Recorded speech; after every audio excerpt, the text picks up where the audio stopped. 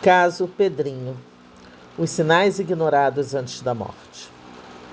Nada naquela casa começou com a morte.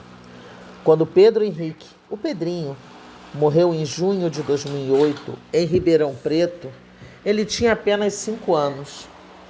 Mas o que aconteceu com ele não foi um ato súbito. Não foi um acesso de raiva isolado, nem um episódio fora da curva. Foi o fim de um processo longo, silencioso e diário de violência.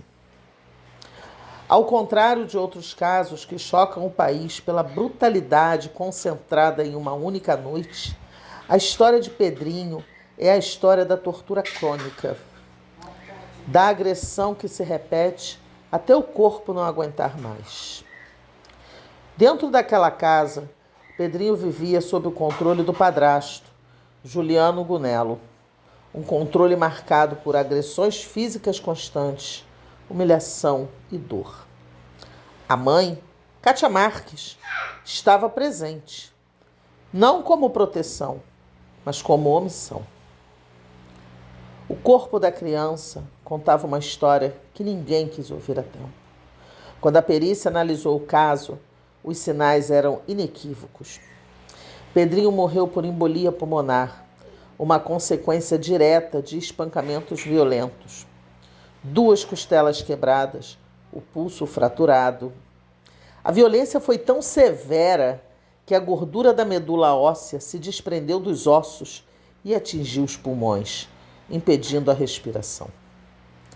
Esse tipo de lesão não acontece em uma queda nem em uma brincadeira.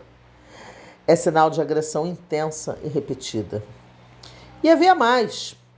O laudo revelou queimaduras de cigarro espalhadas pelo corpo, cicatrizes antigas e hematomas em diferentes estágios de cicatrização. Isso mostra algo técnico, mas essencial de entender.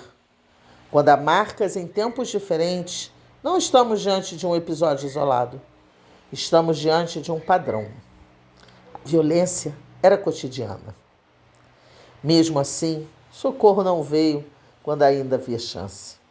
O casal tentou esconder as marcas, demorou a levar a criança ao hospital. Essa demora não foi um detalhe, foi decisiva. O corpo de Pedrinho já estava em colapso. No início, o caso foi tratado apenas como maus tratos. Mais um caso invisível, destinado a se perder nas estatísticas. Mas algo mudou esse destino. A imprensa entrou.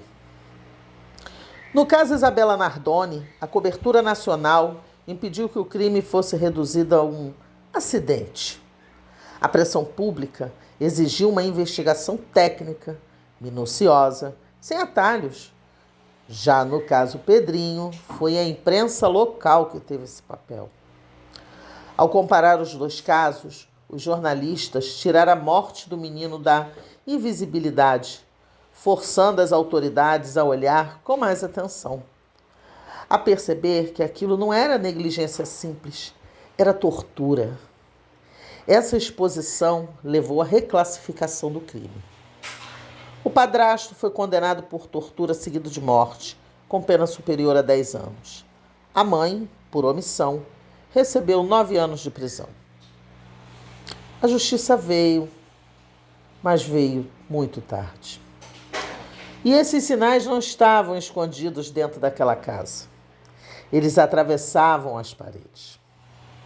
Relatos posteriores mostraram que vizinhos ouviam gritos, ouviam choro, ouviam discussões frequentes. Não era um ambiente silencioso. Era um ambiente barulhento demais para ser ignorado. Mas ainda assim nada foi feito. Nenhuma denúncia, nenhuma intervenção, nenhuma quebra de ciclo. Esse é um dos sinais mais perigosos de todos.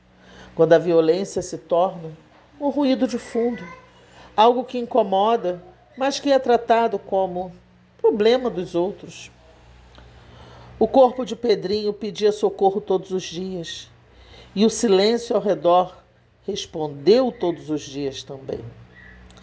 E é aqui que entra a pergunta que esse canal sempre faz: quantos sinais precisarão ser ignorados para que a imprensa precisasse intervir? A mídia ajudou a punir os culpados, mas a mídia só chega depois que a tragédia já aconteceu. O objetivo dos sinais ignorados não é criar tribunal, nem espetáculo, nem choque. O objetivo é outro. É ensinar você a perceber o que estava diante dos olhos de todos e ainda assim foi normalizado. Instabilidade dentro da casa, agressões recorrentes, marcas no corpo de uma criança, demora em buscar socorro, o silêncio dos adultos ao redor. Esses sinais não aparecem de uma vez, eles se acumulam. A informação salva, mas o silêncio mata. Se a sociedade aprender a ler os sinais, talvez a imprensa nunca precise noticiar uma tragédia na sua rua, no seu prédio ou até mesmo na sua família. Os sinais ignorados nesse caso foram a violência física recorrente contra uma criança, marcas corporais em diferentes estágios de cicatrização, queimaduras e lesões incompatíveis com acidentes domésticos, demora deliberada em buscar socorro médico, omissão da figura materna, a que devia proteger, e o silêncio de adultos que ouviam, percebiam, mas não agiram. Não é problema meu. Nenhum desses sinais surgiu de repente.